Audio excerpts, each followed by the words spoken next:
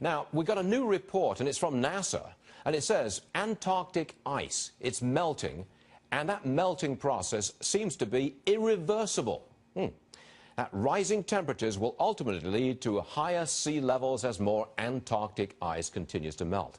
Marc Morano is with us. He's the founder of ClimateDepot.com. All right, Marc. Now, you say NASA's wrong, but you're not a scientist, are you? You're not going to make any claims like that. So why is NASA wrong on this irreversibility of the melting of Antarctic ice? Well, it's not so much NASA's wrong, it's the way this is being reported. This is very likely of natural origin, and it's something that is being reported as, you have Governor Jerry Brown worried about Los Angeles International Airport, LAX, having to be moved, relocated because of this allegedly unstoppable glacier.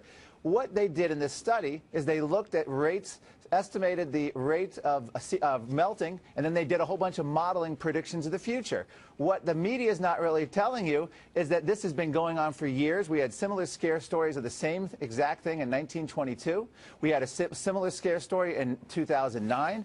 New York Times reporter Andrew Revkin is saying it's a, quote, awful misuse of the term unstoppable here in the media. Well, this is something that happens regardless of man's influence. They're not even alleging it's temperature. They're claiming it's winds that are coming in and affecting this glacier, that it's going to raise sea level. So you're not criticizing this on scientific grounds. You're just criticizing the way it's been reported. And there has been a similar trend in the past, like the 1920s. That's what you're saying. Yeah, there's been peer-reviewed studies showing Antarctica as a whole has been getting cooler.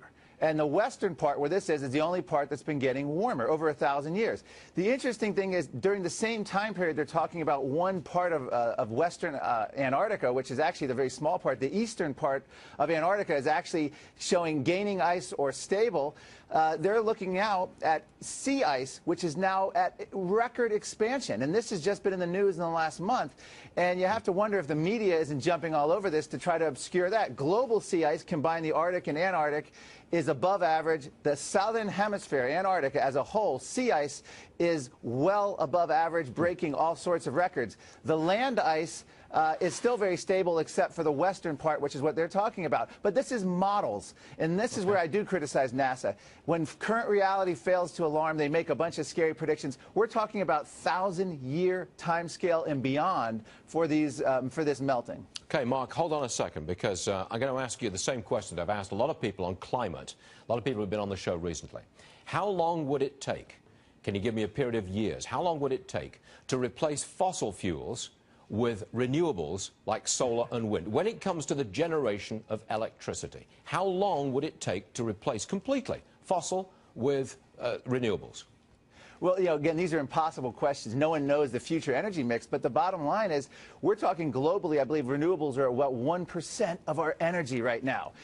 In fracking, natural gas fracking in the United States has reduced CO2 emissions more than all the worldwide solar and wind energy combined. Well, so hold on a second, Marc.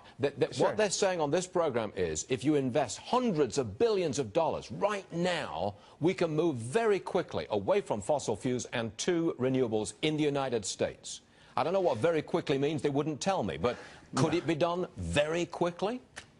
No, nothing like that can be done quickly. The technology isn't there. The more we mandate solar and wind, energy that's not ready for prime time, and the more we ban fracking and coal, energy that has proven itself, the higher our energy costs are going to go, the greater our scarcity. In the UK, they've done exactly what I just said, and their energy chief now says people can't expect power when it's when they want it, that they're going to have to be on some sort of energy rationing in the future.